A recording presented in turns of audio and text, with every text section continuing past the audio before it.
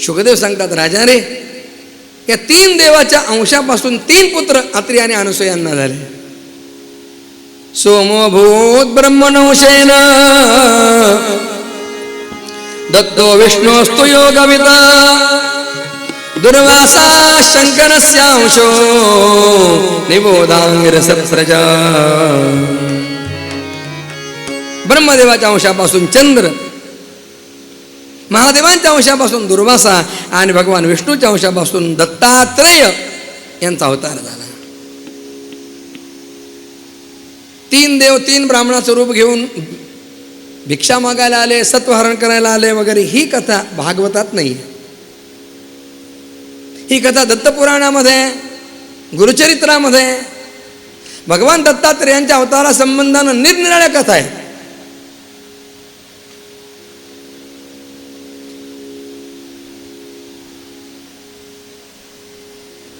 मार्गशीर्ष शुद्ध पौर्णिमेला अस्तमानाच्या वेळेला भगवान महाविष्णूंनी आपला दिव्य असा अवतार अत्रि अनसूयांच्या आश्रमामध्ये ग्रहण केला. अवधूत चिंतन श्री गुरुदेव दत्तात्रेय भगवान की जय. दत्तात्रेयांचा अवतार हा नित्य अवतार आहे. दत्तावतार हा नित्य अवतार आहे. बाकीच्या अवतारांची परिसमाप्ती आहे, पण दत्त अवताराची परिसमाप्ती नाही आहे.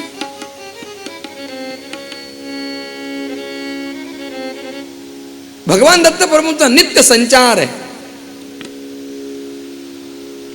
एका ठिकाणी राहणं नाहीये. जो माहूरपुरी शयन करी सह्याद्रीचे शिखरी निवसे गंगेचे स्नान करी भिक्षा कोल्हापूर स्मरता दर्शनने वारी भया तो तू आगमगे उद्धरी गुरुराया गुरुराया. सोया प्रणया दत्तात्रेया उद्धरी गुरुराया गुरुराया. जो अनसूयेच्या भावाला उलुमित सुत झाला दत्तात्रेय शाम नामाला मिरवी वंद्य सुराला तो तू मुनिवर्या निज पाया स्मरता वारिसी माया उद्धरी गुरुराया गुरुराया. अनसूया प्रणया दत्तात्रेया उद्धरी गुरुराया गुरुराया.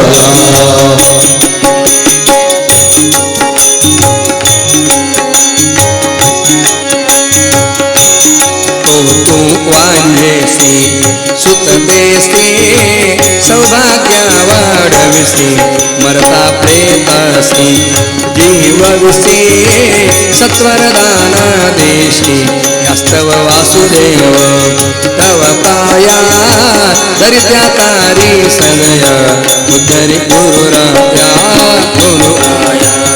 अनसूया प्रणया दत्तात्रेया उद्धरी गुरुराया गुरुराया. फार सुंदर वर्णन केलंय परमहंस परिव्राजकाचार्य टेंबे स्वामी महाराजांनी. गुरुचरित्र हा प्रमाणभूत ग्रंथ आहे दत्त संप्रदायाचा. भगवान दत्तात्रेयांचा अत्रि अनसूयांच्याकडे झालेला अवतार, त्यानंतर कुरुपुरामध्ये घेतलेला श्रीपाद श्रीवल्लभांचा अवतार आणि त्यानंतर कारंजा ग्रामी घेतलेला नृसिंह सरस्वतींचा अवतार, एकाच दत्तप्रभूंचे अवतार आहे. ते नरसिंह सरस्वती स्वामी महाराज औदुंबरला राहिले काही काळ.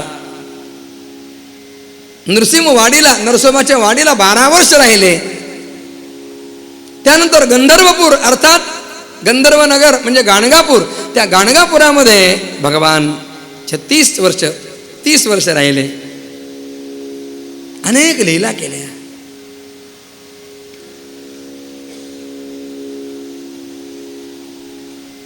दत्त संप्रदाय हा अत्यंत श्रेष्ठ संप्रदाय आहे. प्रमोद परिव्राजकाचार्य थोरले स्वामी महाराज, टेंबे स्वामी महाराज, त्यांचे शिष्य योगानंद महाराज, आमच्या तिकडे मराठवाड्यात गुंजेला त्यांची समाधी आहे, गांडाबुवा त्यांना म्हणत असत. त्यांचे शिष्य समर्थ सद्गुरू चिंतामणी महाराज,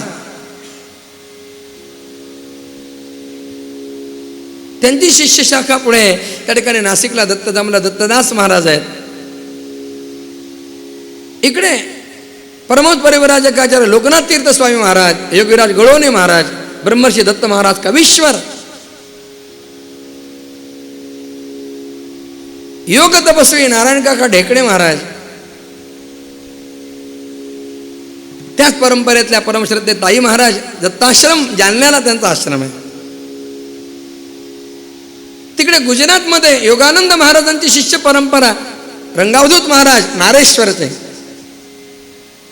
त्यांचे शिष्य परमश्रद्धे नाना महाराज तराणेकर, त्यांचे शिष्य पंडित काका धनागरे, तीच परंपरा परमश्रद्धे विजू काका पोफळी यांच्यापर्यंत आलेली आहे. तिकडे दक्षिणेमध्ये कर्नाटकामध्ये माणिक प्रभू हुमनाबाद, पंत महाराज बाळेकुंद्री, अक्कलकोटचे स्वामी समर्थ, शेगावचे संत गजानन महाराज, शिर्डीचे साईबाबा महाराज, भगवान दत्त प्रभूंची निरनिराळी रूप आहे. भगवान दत्त प्रभू कर्दळी वनामध्ये गेले आणि अंतर्धान झाले, त्यांचा अवतार संपला नाही, ते निरनिराळ्या रूपामध्ये अवताराला येतात आणि आपल्या भक्तांच्यावर त्या ठिकाणी दिव्य कृपा करतात.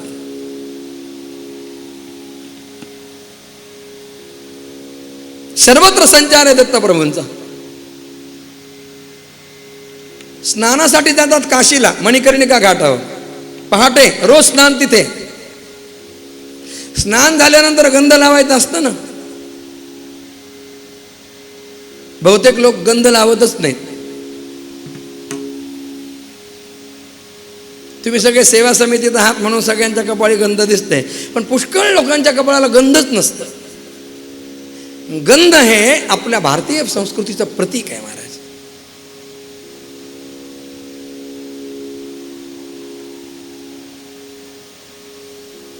स्त्रियांच्या कपाळी कुंकुम आणि पुरुषांच्या कपाळी चंदन तिलक हे फार महत्वाचं आहे.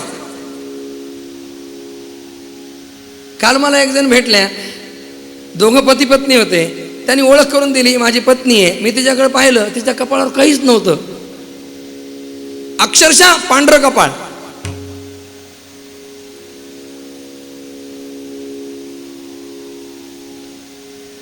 आता कुंकवाची जागा टिकल्याने घेतली आणि जेव्हापासून टिकल्या आल्या ना तेव्हापासून बाथरूम सुद्धा सौभाग्यवती झालं.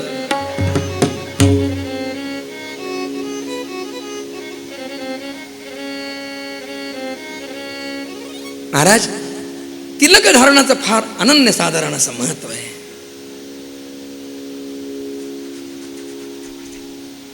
आपण भ्रूमध्यामध्ये तिलक लावतो, गंध लावतो, भ्रूमध्यामध्ये आज्ञाचक्र असतं, इथे भगवंताचा निवास असतो. म्हणून इथे जर गंध लावलं तर ती आत देहस्थ असणाऱ्या भगवंताची पूजा होते, आत्मारामाची पूजा होते.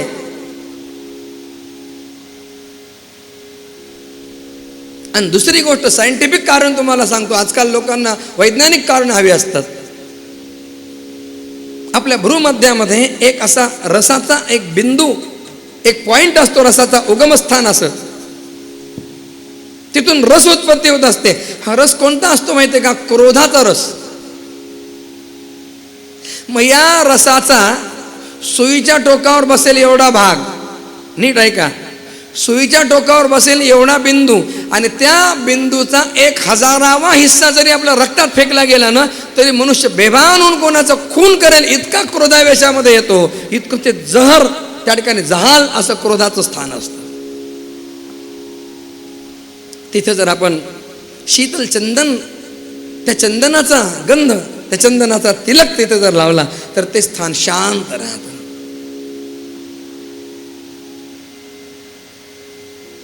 स्त्रियांच्या कपाळी कुंकू यासाठी आहे, कुंकू शुद्ध हळदीपासून बनतं आणि हायजेनिक सगळ्यात शुद्ध हळद आहे, निर्जंतुक करणारी. माता माऊल्यांना खूप त्या ठिकाणी कामं करावी लागतात, म्हणून त्यांचं आरोग्य नीट राहावं यासाठी शास्त्राने या सगळ्या गोष्टी लावलेल्या आहेत. कपाळी कुंकू, सकाळच्या वेळेला तुळशीला प्रदक्षिणा. या प्रदक्षिणा कशासाठी माहिती आहे का? वनस्पती शास्त्रामध्ये तुळस हे एकमेव असं झाड आहे की जे ओझोन नावाचा वायू आपल्यातून बाहेर सोडत असतं. O3 ozone, oxygen O2, O3 ozone. प्रायः बहुतेक झाडं कार्बन डायऑक्साईड सोडतात, परंतु काही झाडं अशी आहेत महाराज, पिंपळ झालं, औदुंबर झालं, कडुलिंब झालं, हे ऑक्सिजन सोडणार आहे. तुळस O3 नावाचा वायू, म्हणून तुळशीच्या भोवती ओझोन वायूचं मंडल असतं, ओझोन वायूचं पटल असतं. म्हणून आमची माता जर त्या तुळशीला 108 प्रदक्षिणा घालेल तर तेवढ्या वेळ ती ओझोन वायूच्या संपर्कामध्ये असते आणि त्यामुळे तिला दिवसभरासाठी लागणारी एनर्जी आपोआप प्राप्त होते. थोडं काम केलं की पुरुष थकतात, पण माता माऊल्या थकत नाहीत, अखंड अव्याहत काम करतात. याचं कारण आहे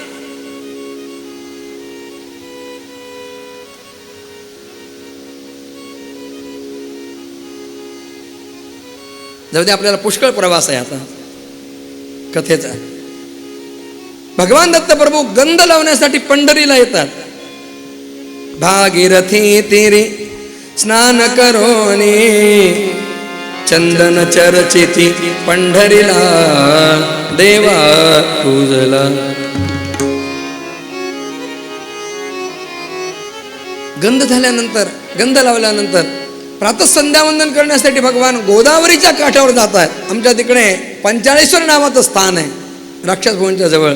तिथे पंचाळेश्वरला भगवान दत्तप्रभू अनुष्ठानासाठी येतात. पांचाळेश्वरी जप तप करुणी, पांचाळेश्वरी जप तप करुणी, करवीर क्षेत्री भिक्षेला. करवीर कोल्हापूर, दुपारी माध्यान्हाला प्रभू तिथे भिक्षेसाठी असतात. करवीर हे भिक्षास्थान आहे. सायं संध्येसाठी पश्चिम सागराला जातात कोकणामध्ये. निद्रा माहूर क्षेत्रामध्ये सह्याद्रीला निवास आहे. भगवान दत्त प्रभूंचा हा संचार आहे आणि जे जे लोक त्यांची भक्ती करतात, त्यांची आराधना करतात, भगवान दत्त प्रभू त्यांच्यावर सदैव कृपा करतात. दत्तप्रभूंच्या जवळ गाय आहे, ती गाय सामान्य नाही आहे, ती कामधेनू आहे. त्यांच्या हातामध्ये झोळी आहे, ती झोळी सामान्य नाही आहे. त्यांच्याबरोबर कुत्री आहे, ती कुत्री म्हणजे जणू वेद आहे. त्यांच्याबरोबर कावळे आहेत, ते कावळे म्हणजे शास्त्र आहे.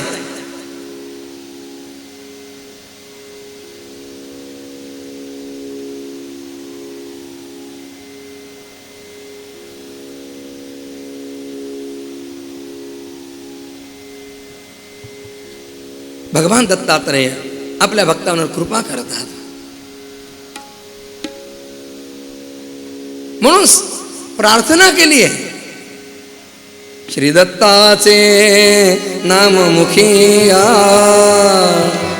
माझ्या रात्रनंदिनी,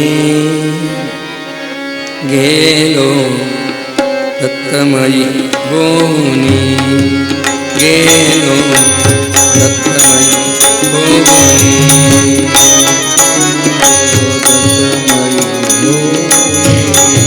गेलो दत्तमयी भूनी. किती महिमा गावा गावा, चित्त आळवी एकच नावा, त्या नावातील सामर्थ्याने, त्या नावातील सामर्थ्याने गेलो मी मोहनी, गेलो गेलो दत्तमयी भूनी, गेलो दत्तमयी भूनी. ब्रह्मा विष्णू महेश यांचे रूप त्रिमूर्ती एकच साचे. ब्रह्मा विष्णू महेश यांचे रूप त्रिमूर्ती एकच साचे. ईश ईश कृपेहून काय मागणे ईश कृपेहून काय मागणे मागावे मागुनी गेलो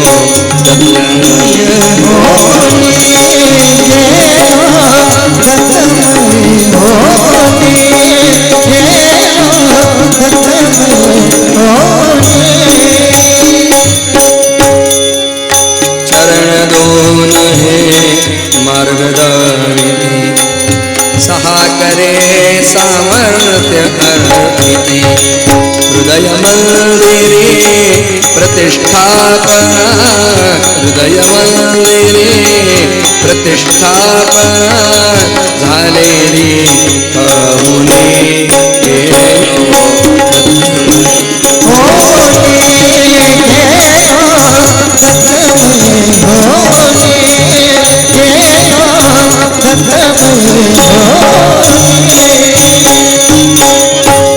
फार सुंदर वर्णन आहे महाराज. भगवान दत्तात्रय हे ज्ञानाची देवता आहे. आपल्याला सुद्धा ज्ञान हवंय, आपल्याला सुद्धा वैराग्य हवंय. आपण त्यांचं स्मरण करूया. 3 दिगंबरा दिगंबरा श्रीपाद वल्लभ दिगंबरा दिगंबरा श्रीपाद वल्लभ दिगंबरा दिगंबरा दिगंबरा श्रीपाद वल्लभ दिगंबरा दिगंबरा श्रीपाद वल्लभ दिगंबरा दिगंबरा दिगंबरा श्रीपाद वल्लभ दिगंबरा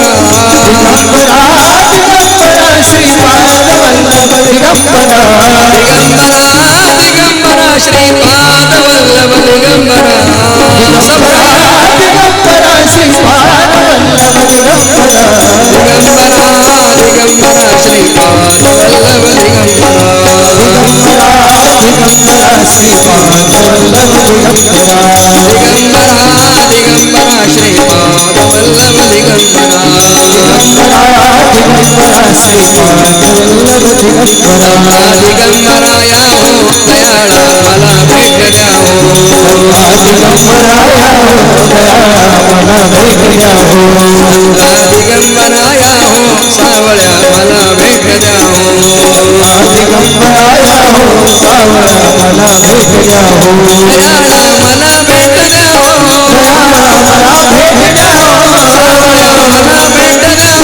सावळ्या मला भेट द्या हो सावळ्या मला भेट द्या हो हरी हळू हळू चला काने दत्त दत्त बोला हळू हळू चला आणि दत्त दत्त बोला काने दत्त दत्त बोला दत्त दत्त बोला दत्त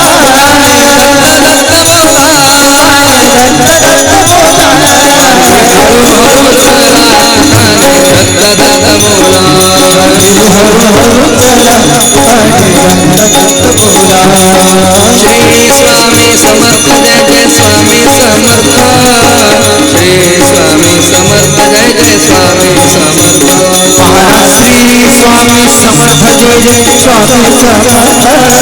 श्री स्वामी समर्थ जय जय स्वामी समर्थ श्री स्वामी समर्थ जय जय स्वामी समर्थ श्री स्वामी समर्थ जय जय स्वामी समर्थ श्री स्वामी समर्थ जय जय स्वामी समर्थ श्री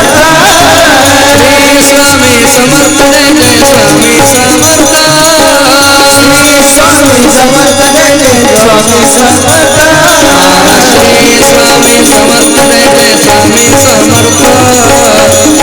श्री स्वामी समर्थ जय जय स्वामी समर्थ श्री स्वामी समर्थ जय जय स्वामी समर्थ श्री स्वामी समर्थ जय जय स्वामी समर्थ धन्य धन्य हो प्रदक्षिणा सद्गुरुरायाची झाली परा सुरवरा विमान उतराया माझी धन्य हो प्रदक्षिणा सद्गुरुराया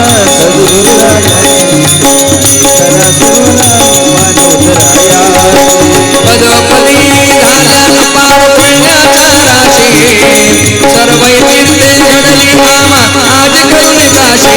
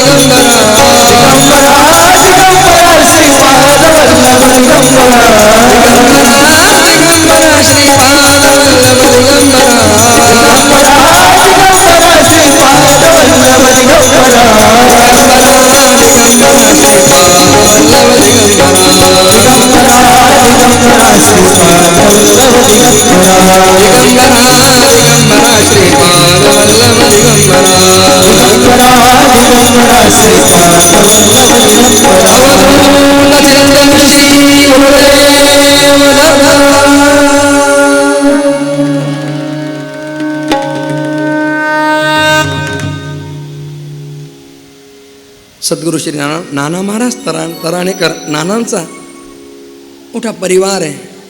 परमश्रद्धेय बाबा महाराज त्यांचा करुणा त्रिपदी परिवार नागपूरमध्ये सुद्धा करुणा त्रिपदी परिवाराचं फार मोठं कार्य आहे.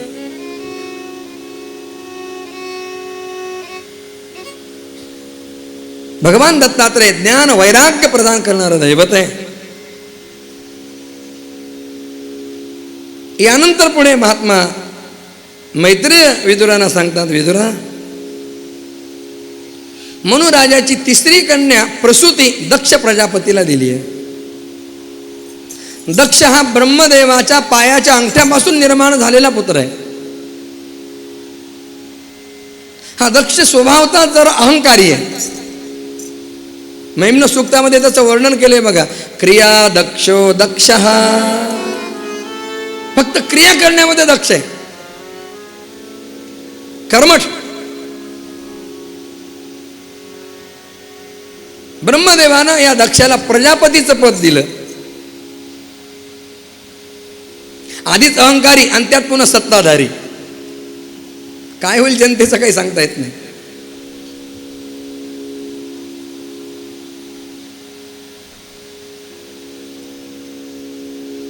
हे जरा एक 10-12-15 वर्षापासून आपल्याला चांगले दिवस आले, नाही तर मागचे 70 वर्ष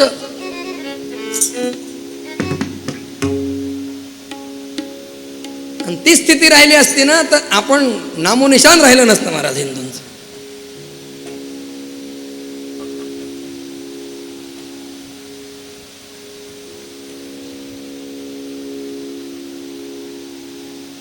परमश्रद्धेय स्वामी वरदानंद भारती नेहमी म्हणायचे, आमच्या शाळेत आम्ही पाठशाळेत असताना ते यायचे आणि ते सांगायचे, कुछ बात है की हस्ती मिटती नाही हमारी. हिंदू धर्म असा आहे, किती आक्रमण झाली आतापर्यंत, परंतु हा हिंदू धर्म तग धरून उभा आहे. ग्लानी येते, परंतु योग्य नेतृत्व प्राप्त झालं की पुन्हा तडक्याने हिंदू धर्माचा सगळ्या विश्वामध्ये विजय होतो. मला सांगायला अभिमान वाटतो की माननीय धर्मात्मा पंतप्रधान मोदीजींचं कार्य सुरू झाल्यापासनं त्या ठिकाणी आपल्या भारत देशाचा सगळ्या विश्वामध्ये त्या ठिकाणी फार मोठा नावलौकिक सुरू झाला.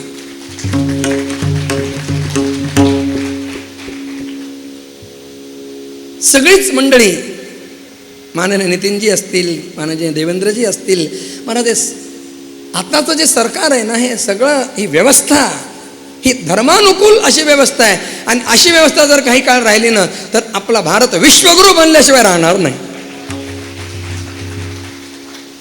प्रज्ञाचक्षु गुलाबराव महाराजांनी भाकीत केलेलं आहे की काही काळानंतर भारत विश्वगुरू बनणार आहे.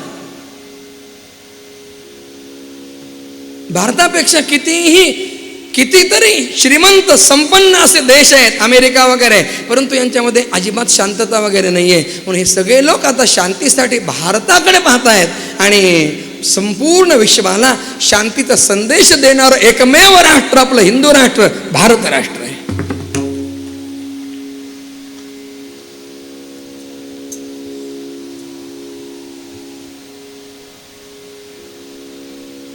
दक्षाला आपल्या पदाचा अहंकार झालेला आहे. देवाने एक यज्ञ आयोजित केला आणि त्या यज्ञामध्ये दक्षाचं आगमन झालं.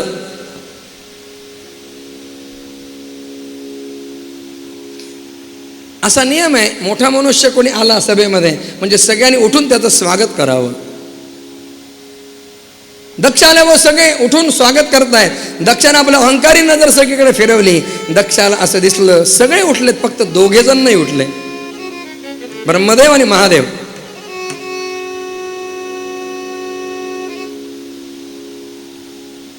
ब्रह्मदेव उठले नाहीत. दक्षाने विचार केला काही बिघडलं नाही, आपले पिता आहेत ब्रह्मदेव, मुलगा किती मोठा झाला तरी बापापेक्षा थोडाच मोठा असतो. पण महादेव उठले नाहीत.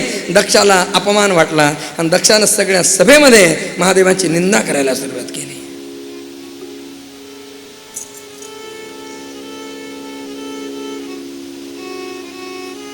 दक्षानं सगळ्यांना बोलायला सुरुवात केली, अरे अरे या महादेवानं चालत आलेली परंपरा मोडीत काढली. अयंतो लोकपालानाम यशोग्नो निरपत्र पहा सद्विनाचरित पंथा येन स्तब्धेन दूषित. आतापर्यंत सत्पुरुषांनी जो मार्ग आपल्याला दाखविला आहे त्या मार्गाला यानं कलंक लावला. अरे या महादेवाला मी माझी मुलगी दिली, 16वी कन्या सती.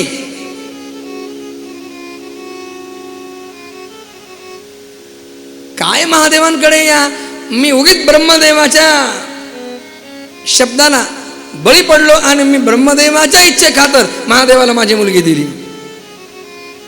आणि यामुळं हा महादेव माझा शिष्य झाला. ऐका, सासऱ्या जावयाचं एकच सासऱ्या जावयाचं नातं नसतं, गुरु शिष्यांचं सुद्धा नातं असतं बरं का. त्यांची मुलगी स्वीकारायची म्हणजे त्यांचं शिष्यत्व स्वीकारायचं आहे.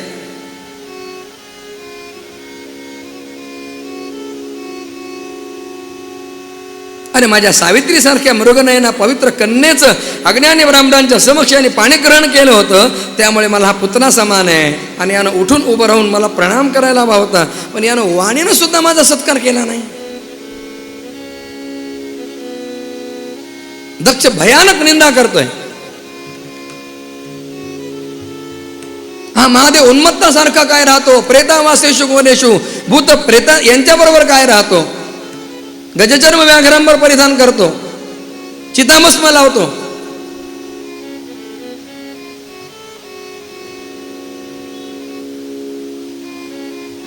स्मशानामध्ये काय राहतो, श्मशाने शिवा क्रीडा स्मरहर पिशाचा सहचरा चिताभस्मालेप सर्गपिंद्रुकरोटी परिकरः अमंगल्यम शीलम तव भवतु नामैवमखिलम. पुष्पदंताने फार सुंदर वर्णन केलं. भगवान भोलेनाथ स्मशानवासी है, चिताभस्म धारण करते हैं. भिक्षेसाठी काय घ्यावं यांनी हातामध्ये. यांचे भक्त सुद्धा मोठे, मागितलं असतं तर सोन्याचा कटोरा दिला असतं ना, पण याने काय घेतलं माहिती का, नर काटोरा, नर कपाल, खोपडी, मुंडमाला धारण केली. अक्षमाला रुंडमाला मुंडमाला धारी शिव मुंडमाला धारी. मुंडमाला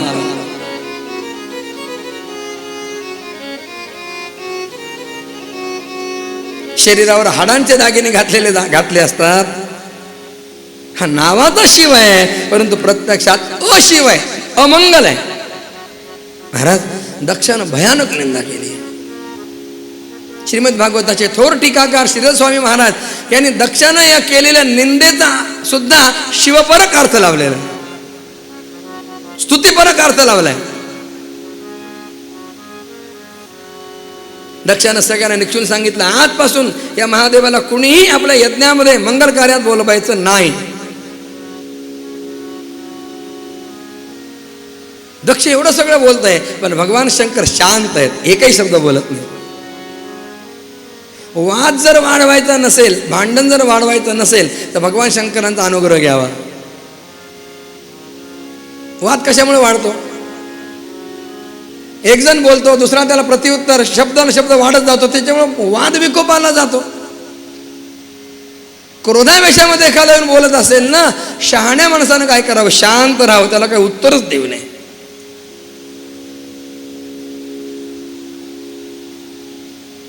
एक पद्धत असते बघा अनुल्लेखानं मारण्याची.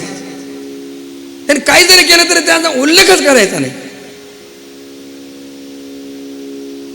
अयोग्य व्यक्तीचा उल्लेख केला आणि त्याचं जर आपण म्हणणं खोडायला जर प्रयत्न केला तर त्याला नसतं महत्व प्राप्त होतं. म्हणून त्याला निग्लेक्ट, त्याच्याकडे दुर्लक्ष करायचं. भगवान शंकर काही बोलत नाहीये, पण त्यांचं वाहन नंदिकेश्वर, त्याला ते सहन झालं नाही आणि नंदीनं दक्षाला शाप दिला, दुष्टा, ज्या मुखानं ज्या तोंडानं माझ्या स्वामींची निंदा केली आहे ते तुझं तोंड जळून जाईल, शाप दिला. भगवान शंकर कैलासाला आले. पण तुम्हाला आश्चर्य वाटेल, भगवान शंकरांनी सतीला एकही शब्द सांगितला नाही याच्यातला. भगवान शंकरांच्या जागी आजकालचा एखादा जावई असता आणि तो सासूरवाडीला गेला असता आणि तिथं एवढा नाही पण थोडा अपमान झाला असता, काय केलं असतं त्यानं येऊन? भगवान शंकरांनी विचार केला, दक्षानं माझा अवमान केला, त्यामध्ये माझ्या सतीचा काय दोष आहे? मी तिला का म्हणून पीडा देऊ, मी तिला का म्हणून त्रास देऊ? भगवान शंकरांनी एकही शब्द सतीला सांगितला नाही.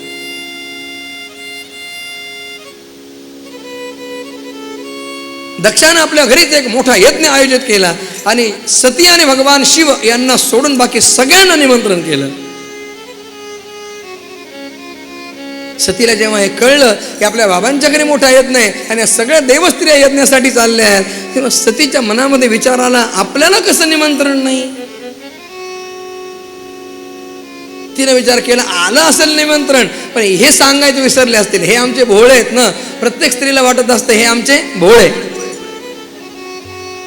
नागपुरातले सोडून. सती महादेवांच्या जवळ आली. महादेव ध्यानस्थ होते. त्यांचं ध्यान कधी संपतं, सती वाट पाहते. भगवान शंकराने डोळे उघडले आणि सती भगवान महादेवांना बोलू लागले, अहो अहो ऐकलं का? प्रजापतेस्ते शशुरस्य सांप्रतं निर्यापितो यज्ञ महोत्सव किल वयं तत्राभिसराम वामते यद्यर्थिता मे विबुधा व्रजन्ति. अहो प्राणनाथ, जेव्हा इकडचे शब्द गोड असतात ना तेव्हा समजावं काहीतरी आहे. गोड बोलून आपलं काम साधून घेण्याच्या बुद्धीचं वाटप जेव्हा सुरू झालं ना तेव्हा सगळे पुरुष लोक पंढरीच्या वारीला गेले होते.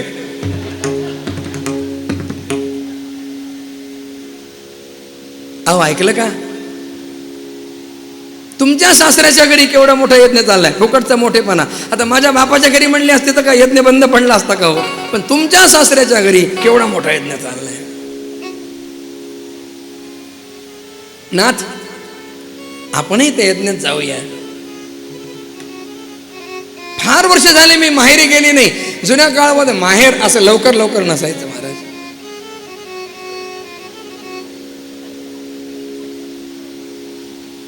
माहेर असं स्थान आहे की हृदयाचा अर्धा कप्पा माहेरसाठी आणि अर्ध्या कप्प्यात इतर जग सगळं.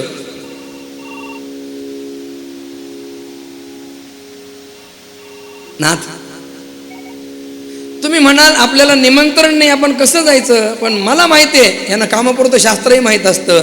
सतीनं म्हटलं 3 ठिकाणी बिना निमंत्रणाचं जायला हरकत नाही. कोणती 3 ठिकाण आहेत? भर्तुर्गुरो हृदय कृतश्चकेतनम, आपल्या पतीचं स्थान. मुलगी माहेरी आली आहे आणि फार दिवस झाले तिकडून कोणी न्यायला आलं नाही, पण तिनं असा विचार नाही करायचा कोणी बोलवणं आलं नाही, न्यायला आलं नाही, कसं जावं? हो, ती स्वतःचं घर आहे, तिचं कधी पण जाऊ शकते. दुसरं स्थान आहे आपल्या पित्याचं घर. माहेरी यायला काय निमंत्रणाची गरज आहे? आणि तिसरं स्थान आपल्या सद्गुरूंचं स्थान. तिथे जाण्यासाठी निमंत्रणाची अपेक्षा नसावी. कळलं कुठून तरी आपल्या गुरुदेवांच्या घरी उत्सव आहे, आपण कळल्याबरोबर तिथं जावं, उत्सवामध्ये सेवा करावी आणि धन्य होऊन जावं. गुरूंचं स्थान जीवनामध्ये अनन्य साधारण असं स्थान असतं महाराज. आई बापांच्याकडून आपल्याला हाडामांसाचा देह प्राप्त होतो, पण श्री गुरूंच्याकडून आध्यात्मिक देह प्राप्त होतो.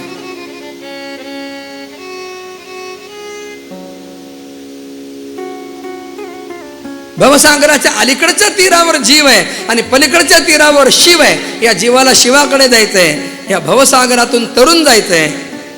भयानक असा भवसागर आहे. तो फक्त कधी तरुण जाता येतो जेव्हा तो जीव सद्गुरु नावाच्या नौकेचा आश्रय घेतो ना, तेव्हाच तो सही सलामत शिवाकडे जातो. गुरु बिन कौन बतावे बाट, बडा कठीण यमघाट. गुरु हा संत कुळीचा राजा, गुरु हा प्राण विसावा माझा.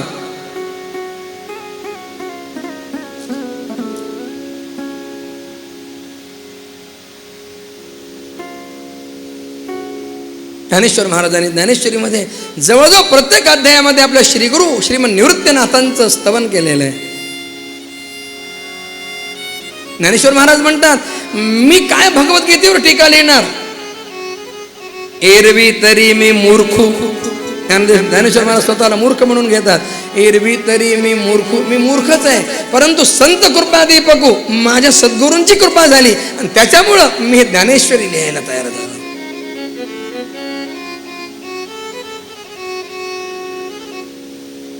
गुरुचरित्रामध्ये एक ओवी आहे, लहानपणी मी वाचली होती, ती लक्षात राहिली.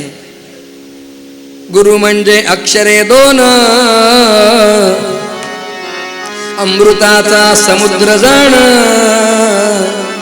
त्यामध्ये बुडता क्षण, केवी होय परियेसा.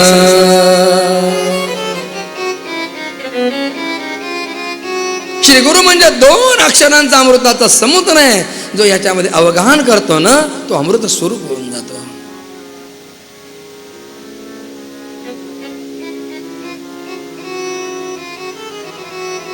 ज्ञानेश्वर महाराजांनी म्हटलंय, ज्ञानदेव म्हणे तरलो तरलो आता उद्धरलो गुरु कृपे.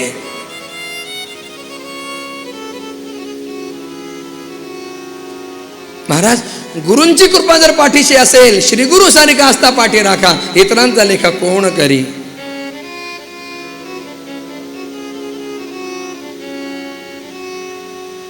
मला प्रसंग आठवतो, समर्थांचा एक शिष्य होता अज्ञान नावाचा.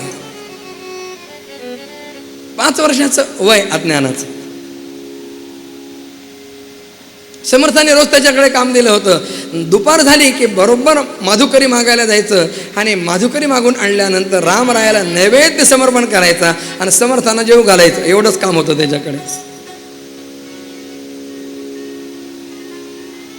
अज्ञान रोज वेगवेगळ्या ठिकाणी भिक्षा मागण्यासाठी जात असत. एके दिवशी अज्ञान एका प्रकांड ज्योतिषाच्या घरी भिक्षा मागायला आला. अंगणातूनच त्यानं आवाज दिला, समर्थाची सेवका कृपा आहे, असा सर्व भूमंडळी कोण आहे, जयांची लीळा वर्णिती लोकतीने, नुपेक्षी कदा रामदासाभिमानी. आवाज दिला. त्या ज्योतिषानं पाहिलं, 5 वर्षाचे चुणचुणीत पोर, पण त्याचं ज्योतिष इतकं तरबेज होतं महाराज की ते पाहिल्याबरोबर त्यांना कळत असे. त्यानं म्हटलं, ए पोरा, समर्थाची सेवका वक्रपाय काय म्हणतो, अरे तुझा उद्या मृत्यू होणार आहे. माझं ज्योतिष कधी खोटं होत नाही आणि मृत्यू जवळ आलाय आणि तू काय म्हणतो, समर्थाची सेवका वक्रपाय, असा सर्व भूमंडळी कोण आहे.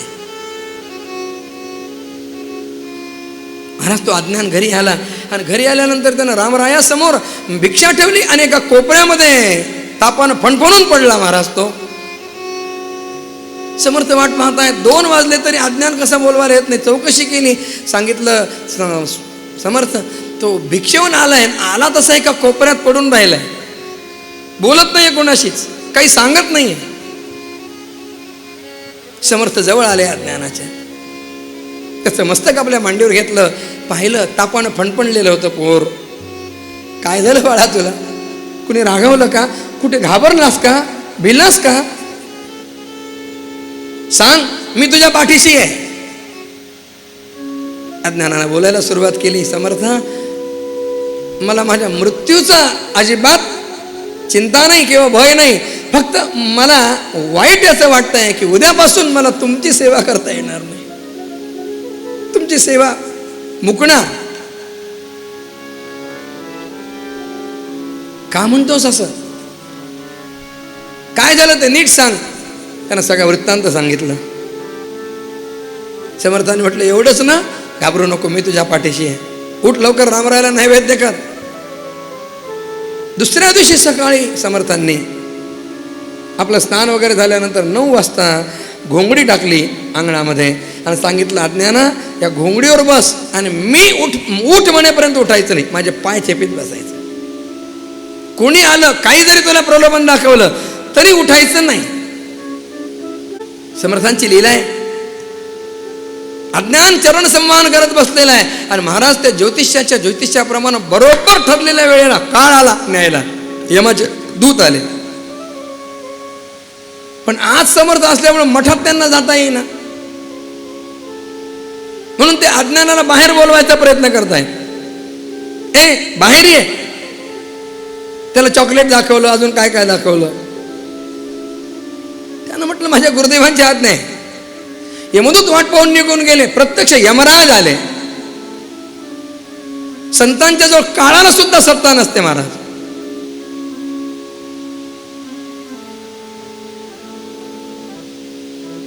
अज्ञान काही सोडत नाहीये समर्थांना. शेवटी यमधर्म सुद्धा निघून गेले. 12:30 वाजले. समर्थ झोपले थोडेच होते. समर्थाने म्हटलं, अरे अज्ञाना किती वेळ झालाय, किती वेळ झोप लागली. अरे भिक्षा मागायची नाही का? जा लवकर भिक्षा मागायला. आणि आज त्या ज्योतिषाकडे जा भिक्षा मागायला.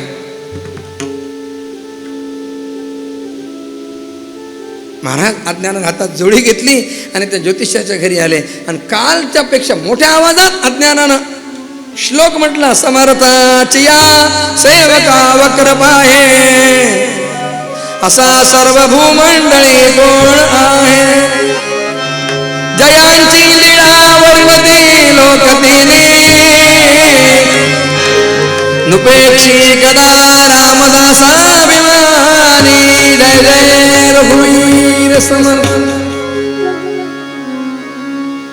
तो ज्योतिषी हादरला. बैठक सोडून खाली आला अंगणामध्ये. त्यानं म्हटलं, तू वाचलाच कसा, तू जगलाच कसा?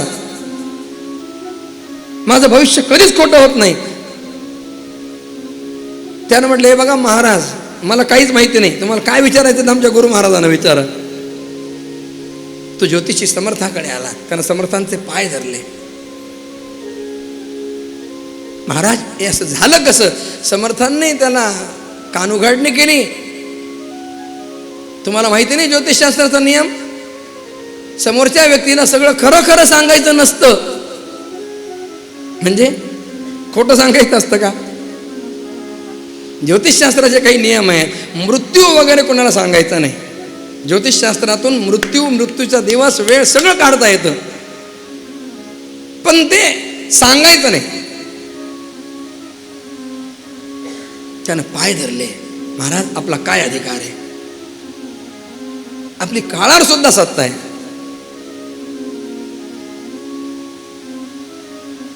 श्रीगुरूंच्या सारखा पाठीराखा असेल ना, काळ सुद्धा काही करू शकत नाही महाराज.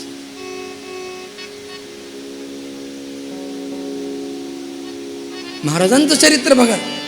अनेक प्रसंग आपल्याला असे दिसतील. महाराजांनी अनेकांना त्या ठिकाणी धीर देऊन बाहेर काढलेलं.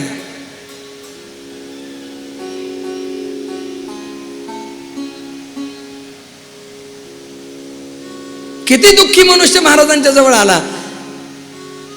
महाराज त्याला काही उपदेश करत. महाराज ते ऐकल्यानंतर तो आनंदी होऊन पूर्ण भयमुक्त होऊन जात असे. महाराजांच्याकडे वक्तृत्वाची लकबच होती महाराज तशी.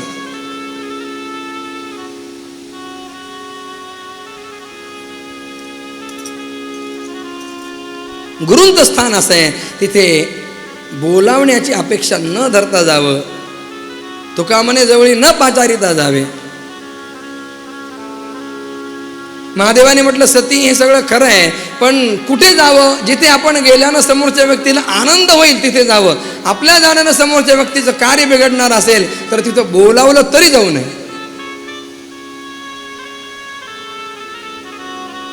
बऱ्याच वेळेला नाईलाजानं पत्रिकेत नाव घातलेलं असतं.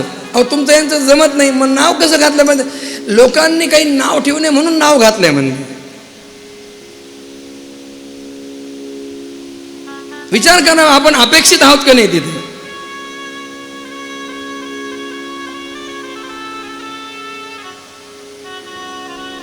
काकांच्या स्टेटसला पहिलं वाक्य आहे, पहिली प्रतिक्रिया विचारपूर्वक द्यावी. विचार करावा, आपण खरंच तिथं जाणं अपेक्षित आहे का. बऱ्याच वेळेला माणसं त्या ठिकाणी उगीच लोकांनी नाव ठेवणे म्हणून जातात, तिथे गेल्यावर कोणी हिंगलावून विचारत पण नाही.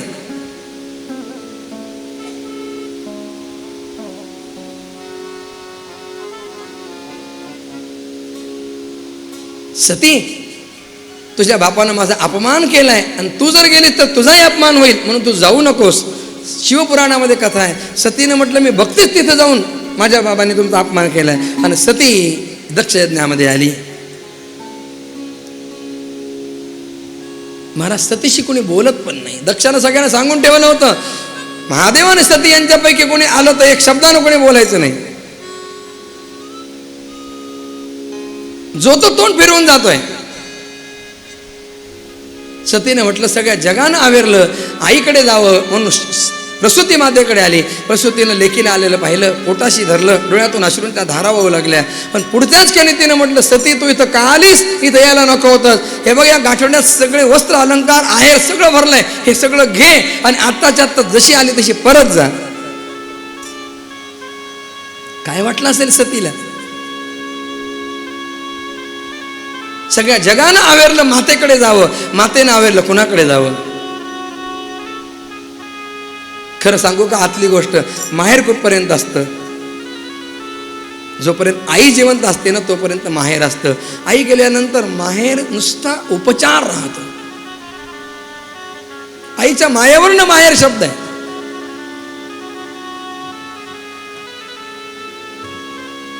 सतीनं यज्ञस्थानामध्ये येऊन पाहिलं, ईशान्य दिशेचं भगवान शंकरांचं स्थान रिक्त आहे. सतीला अत्यंत क्रोध आला, तिच्यातलं सतीत्व जागृत झालं आणि सती दक्षाला त्वेषानं बोलू लागली, दुष्टा दक्षा, तुला माझ्या स्वामींचा अधिकार ठाऊक नाहीये.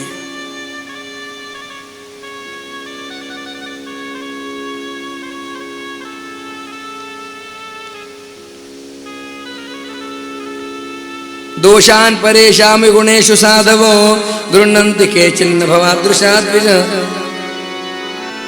अरे दक्षा, तुझ्यासारखे लोक आहेत ना, ते दुसऱ्यांच्या गुणामध्ये सुद्धा दोष पाहतात. परंतु साधू पुरुष असे असतात, ते दोष सुद्धा गुण म्हणून पाहतात. दुसऱ्यांच्या थोड्याशा गुणांनाही मोठं समजतात. आपण अशा महापुरुषांना दोष दिला.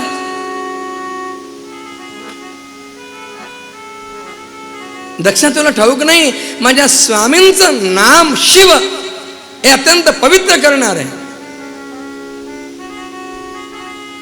मान्य माझे स्वामी स्मशानात राहतात, गजचर्म व्याघ्रंभ परिधान करतात, चिताभस्म लावतात, पण अमंगल्यम शीलम तव भवतु नामैवमखिलम तथापि स्मरतॄणां वरद परमं मंगलमसि.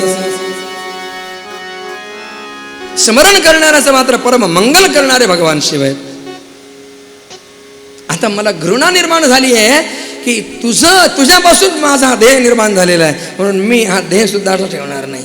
आणि सतीनं योगाग्नीनं आपला देह जाळून घेतला, देह त्याग केला. सगळीकडे हाकार झाला, सगळे दक्षाला दूषण देऊ लागले. भगवान शंकरांना कळलं, त्यांनी आपल्या जटा आपटल्या, त्यातून वीरभद्र आणि भद्रकाली दोघे निघाले आणि त्यांनी येऊन दक्ष यज्ञाचा विध्वंस केला. दक्षाचं मस्तक तोडून यज्ञकुंडामध्ये जाळून टाकलं. ज्यांनी ज्यांनी दक्षाला अनुमोदन दिलं होतं त्या सगळ्यांना दंड दिला. कोणाचा डोळा फोडला, कोणाचे दात पाडले, कोणाचा पाय तोडला. सगळे देव भगवान शंकरांना शरण आले. भोलेनाथ, आमच्यावर कृपा करा, आमचे इंद्रिय भग्न झाले. भारत भगवान शंकर शांत होऊन आपल्या भक्तांच्या समवेत ब्रह्मचर्चा करत होते. सगळ्यांनी प्रार्थना केली भगवान शंकरांची. भगवान शिव दक्ष यज्ञाच्या स्थानावर येतात, कारण यज्ञ अधुरा ठेवू नये. येताना त्याने एक बोकडाचं मस्तक आणलं दक्षाचं धड पडलेलं होतं, त्या दक्षाच्या धडाला मस्तक लावलं आणि तो अधुरा यज्ञ पूर्ण केला. मला साक्षात विष्णू भगवान यज्ञातून यज्ञकुंडातून बाहेर आले आणि त्यांनी महादेवांच्या हातून पुरोडाश स्वीकारला. सगळ्यांनी जय जयकार केला. वैकुंठनाथ भगवान की यज्ञ नारायण भगवान की जय.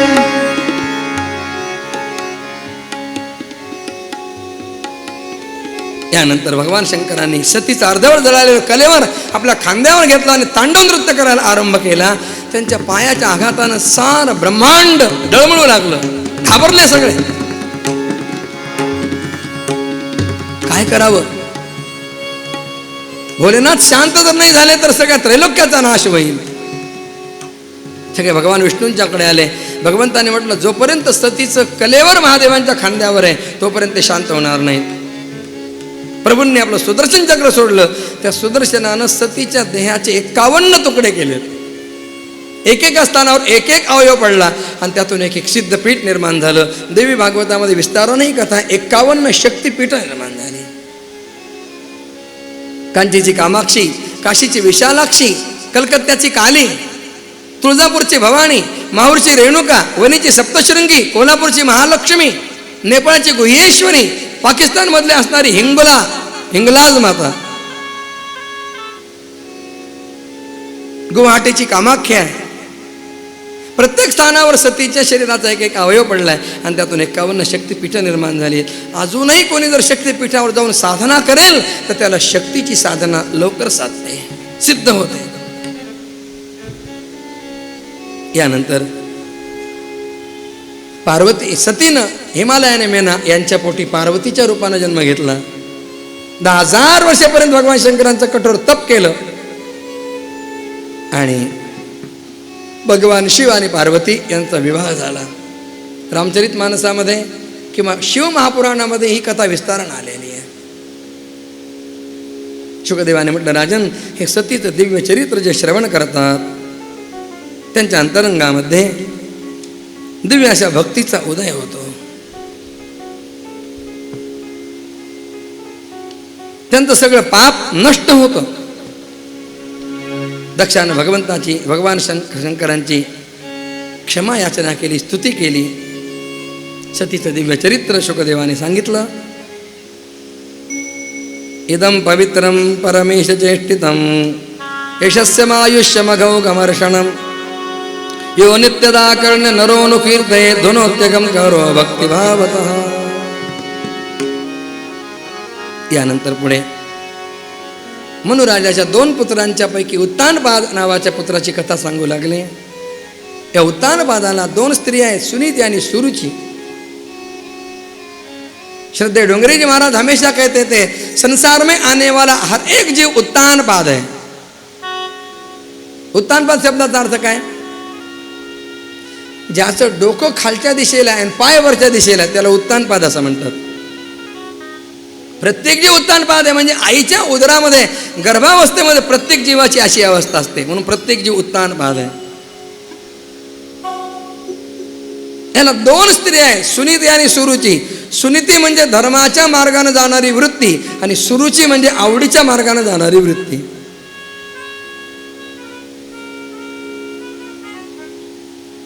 धर्माच्या मार्गाने जर मनुष्य जाईल तर त्याला ध्रुवासारखा मोक्ष प्राप्त होईल. सुनीतीला ध्रुव नावाचा पुत्र आहे, 4.5 वर्षाचं वय आहे. सुरुचीला उत्तम नावाचा पुत्र आहे. एकदा काय झालं, उत्तम आपल्या बाबांच्या मांडीवर बसला. ध्रुवाला वाटलं मलाही बसायचंय, म्हणून तो ध्रुव आला, मांडीवर बसण्याचा हट्ट करू लागला, मांडीवर बसला. सुरुची सावतन माता सावत राही, तिला ते सहन झालं नाही. ती आली आणि तिनं ध्रुवाला खसदिशी ओढलं, भिरकावलं, ए कार्ट्या, इथं बसायची तुझी लायकी नाही. इथे बसायचं असेल तर वनात जा, भगवत तपस्या कर, माझ्या पोटी जन्म घे आणि मग इथे बस. डोळे भरून आले होत्या बाळाचे. आईनं आपला अपमान केला. ध्रुव आशाळभूत नजरेनं आपल्या पित्याकडे पाहतोय. एखाद्या वेळेला आई रागावली तर ते लहान मूल काय करतं, आपल्या बाबांकडे जातं आईची तक्रार घेऊन, बाबा बाबा आई मला रागवली. मग बाबा आईला खोटं खोटं जरी रागवलं ना तरी त्या मुलाचं समाधान होत असतं. बाबा खोटं खोटंच रागवतात, कारण खरं रागवण्याची हिंमत बाबामध्ये नसते.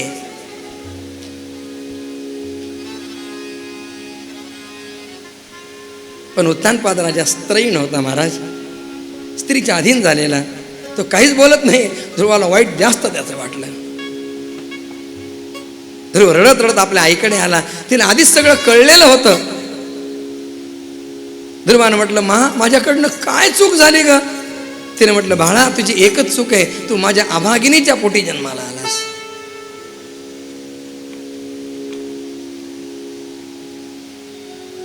विलाप करू लागली आणि ती ध्रुवाला बोलू लागली. असा प्रसंग आहे तरी सुद्धा उपदेश कसा करते बघा. बाळा तू दुसऱ्याचं वाईट चिंतू नकोस, कारण जो मनुष्य दुसऱ्यांना दुःख देतो ना त्याला स्वतःच त्याचं फळ भोगावं लागतं. अरे सुरुची जे म्हणाले ते योग्यच आहे, कारण महाराजांना माझा पत्नी म्हणून स्वीकार करण्याची लाज वाटते आणि तू माझ्या अभागिनीच्या पोटी जन्म घेतलास म्हणून तुझा अपमान झालाय. पण ध्रुवा मी तुला सांगते आता काय करायचं. तिनं असं म्हटलं नाही, बदला घे. सुनीतेनं काय सुंदर उपदेश केलाय. आतिष्ठ तत्तात विमत्सरस्त्वं उक्तं समात्रापि यदव्यलीकम् आराधयाधोक्षज पादपद्मं यदीच्छसे ध्यासनमुत्तमो यथा. ध्रुवा द्वेषबुद्धी सोडून दे, आणि जर तुला राजकमावर उत्तमाप्रमाणे राजसिंहासनावर बसण्याची इच्छा असेल तर भगवंताच्या चरण कमलांची आराधना कर. अरे बापाची मांडी किती काळ राहणार आहे. भगवंताकडे असं पद मागून घे की जिथून कोणी कधीच उठ म्हणणार नाही.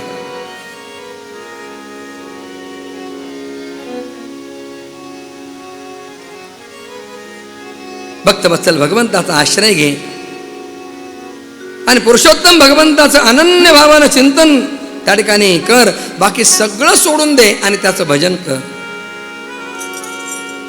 अरे त्या कमल दललोचन श्री हरींना सोडून तुझं दुःख दूर करणारा आता दुसरा कोणीच मला दिसत नाही.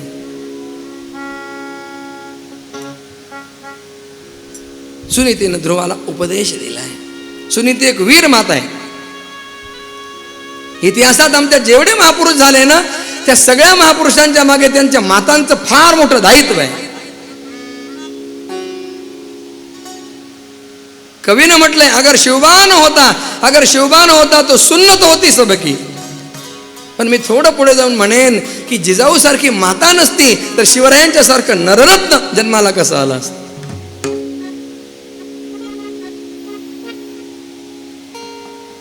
इतिहास घडवला या मातांनी घडवला. स्वातंत्र्यवीर सावरकरांना जेव्हा त्यांच्या बंधूंना त्यांना काळ्या पाण्याची शिक्षा झाली तेव्हा कोणीतरी त्यांच्या आईकडे येऊन सांगितलं की तुमच्या दोनही मुलांना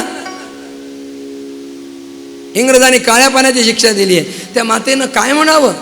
तिच्या तोंडातून उद्गार निघाले, हे भारत माते, मला फक्त 2च मुलं आहेत. मला जर 7 मुलं असती ना तर 7च्या 7 मुलं मी तुझ्या पायावर तुझ्या सेवेसाठी वाहिली असते.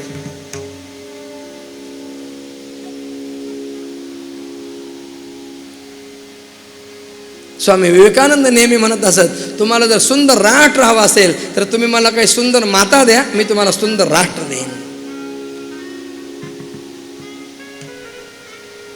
ध्रुवाच्या मनावर परिणाम झाला आणि ध्रुव वनाच्या दिशेने निघाला. काय झालं असेल ध्रुवाचं हे बघा. ज्या क्षणी जीवाची पावलं भगवंताकडे वळतात त्या क्षणापासून भगवंताचं संपूर्ण लक्ष त्या जीवाकडे लागलेलं असतं. भगवंताच्या प्रेरणेनं नारद आले. नारदांना पाहिल्यावर ध्रुवाने प्रणाम केला. नारदाने म्हटलं, ध्रुवा कुठे निघालास?